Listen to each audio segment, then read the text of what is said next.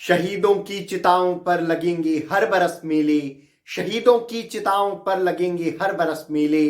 वतन के नाम मरने वालों का यही बाकी निशा होगा, वतन के नाम मरने वालों का यही बाकी निशा होगा। नमस्कार भगनी तथा भ्रातृगण, आज मैं मयूर पांडे आपके समक्ष साहित्यवाला की इस वीडियो में उजागर करूंगा भगत सिंह, राजगुरु और सुखदेव के जीवन से जुड़ी कुछ ऐसी घटनाओं के बारे में जिसको सुनकर आप भी ऊर्जा से अपने आप को परिपूर्ण महसूस करेंगे। आप भी आजादी के उन दिवसों में पहुंच जाएंगे जब भारत के अनेक वीर स्वतंत्रता सेनानी अपने जीवन की आहुति देकर भी राष्ट्र को स्वतंत्र कराने के लिए प्रयत्नशील थे। और मित्रों, इसी के साथ साथ मैं आज आपको यह याद भी दिलाना चाहता हूं कि आज ऐसा दिवस है जब हम अपने वीर सपूतों को, अपने देश के मां भारती के वीर सपूतों को श्रद्धांजलि अर्पित करें। आज 23 मार्च है। आज ही के दिन एक जेल में वीर शहीद भगत सिंह, राजगुरु और सुखदेव, इन तीनों ने फांसी के फंदे को चूमकर अपने जीवन को, अपनी सांसों को भारत मां के, मां भारती के चरणों में, पाद पद्मों में समर्पित कर दिया। 13 अप्रैल सन 1919 को हुए उस हत्याकांड में जिसने जनरल डायर ने अनेकों लोगों को गोलियों से मार दिया था। अनेक लोग कुएं में कूदकर शहीद हो गए और जो बचे वे भी मौत के घाट उतार दिए गए। ऐसी नृशंस हत्या की, ऐसे नरसंहार की सूचना पंजाब में ही नहीं अपितु संपूर्ण भारतवर्ष में व्याप्त हो चुकी थी। सबको यह घटना पता चल चुकी थी। संपूर्ण देश का जनमानस आक्रोशित था। ऐसे समय में एक 10 साल का छोटा सा बच्चा जाता है और वह जाकर जलियांवाला बाग में वहां की मिट्टी का पैर छूता है, नमन करता है उन वीर शहीदों को, और उसकी थोड़ी सी मिट्टी एक छोटे से शीशी में वह भर लेता है, उसको ले आता है घर वापस और उस शीशी को हमेशा अपने दिल के पास वाली जेब में रखता है। वह बच्चा, यदि हम कहें, बड़ा होकर भगत सिंह बनता है तो इसमें कोई अतिशयोक्ति नहीं होगी, क्योंकि कहावत भी है कि पूत के पांव पालने में ही दिख जाते हैं। यह बात साफ तौर पर समझी जा सकती है कि भगत सिंह जैसा व्यक्तित्व निर्माण यदि होना है तो बचपन से ही ऐसे संस्कारों का बीजारोपण होना अत्यंत आवश्यक है। मुझे एक और घटना याद आती है। भगत सिंह बहुत छोटे थे, उनकी उम्र करीब 9-10 साल रही होगी। उनके पिता आम की गुठलियां लगाते थे, तो वे पूछते थे कि पिताजी, आप ये गुठली लगाएंगे तो इससे क्या होगा? पिताजी उत्तर देते थे कि इससे आम का पेड़ निकलेगा और तुम खाओगे, हमारा पूरा परिवार खाएगा। भगत सिंह ने इससे क्या शिक्षा ली?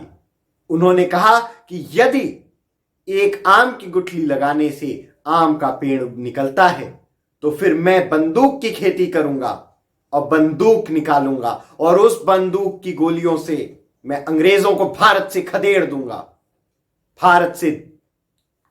भारत को गुलामी की बेड़ियों से निकाल दूंगा, भारत स्वतंत्र राष्ट्र होगा। ऐसे विचारों को जब बालक बचपन से ही अपने अंदर आत्मसात कर लेता है तब वह बालक आगे चलकर भगत सिंह जैसा एक वीर बलिदानी साहसी योद्धा बन पाता है। मित्रों, पंजाब की धरती के बारे में और उनके इस वीर सपूत के बारे में एक और संस्मरण के ऊपर हम चर्चा करते हैं जो आपको अत्यंत ही प्रेरणा से परिपूर्ण कर देगी। मित्रों, यो तो शहीद भगत सिंह का संपूर्ण जीवन ही प्रेरणादायी था, प्रेरणा से परिपूर्ण था, परंतु अब हम सीधे उनके अंतिम दिवस पर आते हैं। उन्होंने सेंट्रल असेंबली में बम फोड़ दिया था। यद्यपि उनका इरादा किसी को नुकसान पहुंचाना नहीं था और न उस कृत्य से किसी को नुकसान पहुंचा था, परंतु भगत सिंह को फांसी की सजा सुनाई जाती है। 2 कारण थे। उन पर शक था कि इन्होंने सैंडर्स की मृत्यु की है और दूसरा उन्होंने असेंबली में हमला किया है।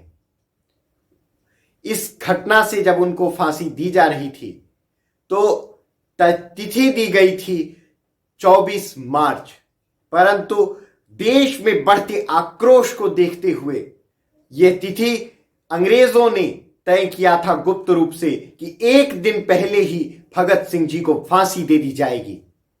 और जब एक दिन पहले शाम को अंग्रेज सिपाही उनके पास आते हैं और उन्हें कहते हैं आज तुमको और राजदेव सुखदेव जी को फांसी दी जाएगी और तुम अभी किताब पढ़ रहे हो, तो वे उत्तर देते हैं मुझे परेशान मत करो, अभी मैं किताब नहीं पढ़ रहा हूं।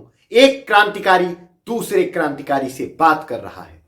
इस दिशा में जब ऐसे विचार हो, मृत्यु आपके दरवाजे पे, आपके चौखट पे दस्तक दे रही हो और ऐसे समय में भी आप नवीन विचारों की संकल्पना को संजोने में लगे हों, तब ऐसे व्यक्तित्व ही शहीद आजम भगत सिंह कहलाने के योग्य होते हैं। मित्रों, एक दिवस पूर्व ही शहीद आजम भगत सिंह को फांसी दे दी गई। उनसे अंतिम इच्छा पूछी गई थी। उन्होंने कहा हमारे हाथ और हमारा मुंह दोनों खोलकर हमें फांसी दी जाए, और यही हुआ। उन्होंने सबसे पहले फांसी के फंदे को चूमा और उसके पश्चात वे खुद उसको अपने गले में डालकर फांसी के फंदे पर झूल गए। इसीलिए मैं कहता हूं कि आज का दिवस और जितने भी हमारे ऐसे दिवस हैं जो स्वतंत्रता को याद करने में आवश्यक हैं, जो हमें हमारे भारत के महान वैभव, महान संस्कृति से परिचित कराने में सक्षम है और हमें यह याद दिलाने में सक्षम है कि स्वतंत्रता खैरात में नहीं मिलती है, स्वतंत्रता लेनी पड़ती है, अपनी स्वतंत्रता के लिए युद्ध करना पड़ता है, इंकलाब करना पड़ता है। तो ऐसे विचारों को जब हम याद रखते हैं तो फिर हमें आज के दिवस 23 मार्च के दिवस शहीद दिवस की वास्तविकता और जो उसकी वास्तविक सार्थकता है, ध्येय है इस दिवस को मनाने का, वह समझ में आता है। मित्रों, मैं आपको एक और सूचना देना चाहूंगा। यह एक घटना है जो उनकी मृत्यु के बाद घटी और आपको समझना चाहिए कि भगत सिंह कितने महान व्यक्तित्व थे और अंग्रेज उनसे कितने दहशत में रहते थे, कितने खौफ में रहते थे, कितना सदमे में रहते थे, कितना डरते थे उनसे।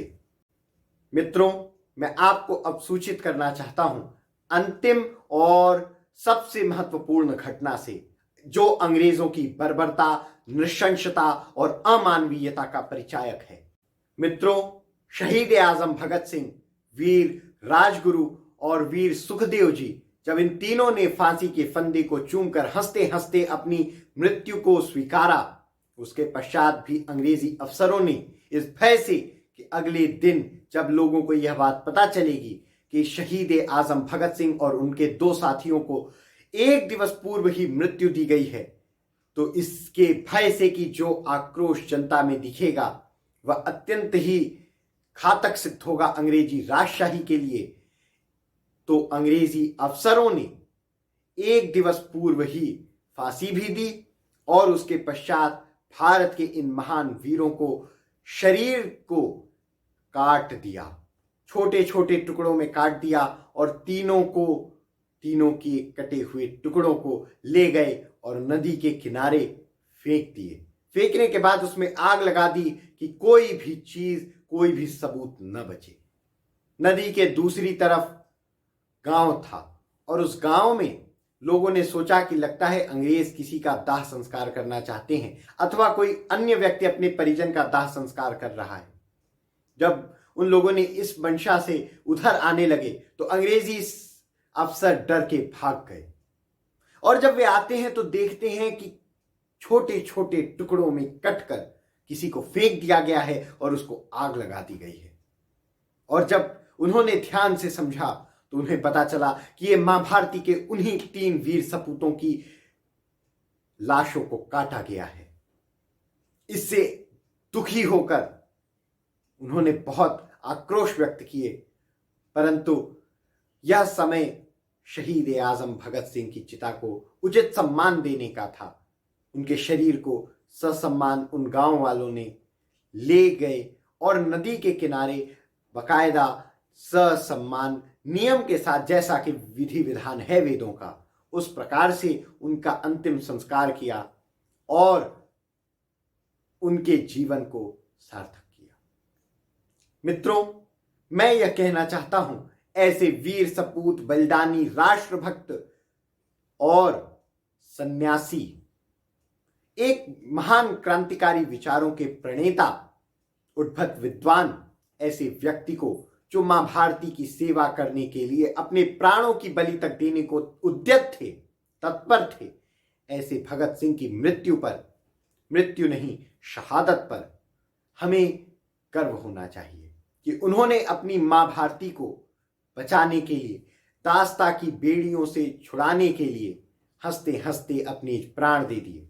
हमारा भी यह कर्तव्य है कि हम उनके जीवन से ऐसे ही प्रसंगों को सुने और उसको आत्मसात करने का प्रयत्न करें।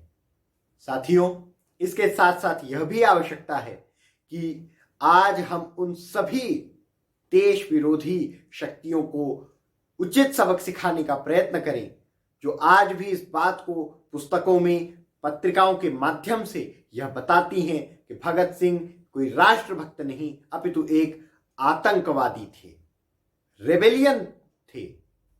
वो रेवोल्यूशनरी नहीं मानते, वो रेबेलियन मानते हैं, वो टेररिस्ट लिखते हैं।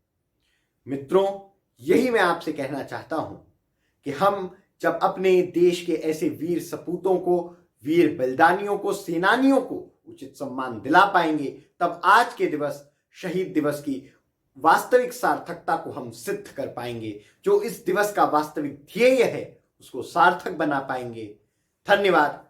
जय हिंद, जय भारत, इंकलाब जिंदाबाद।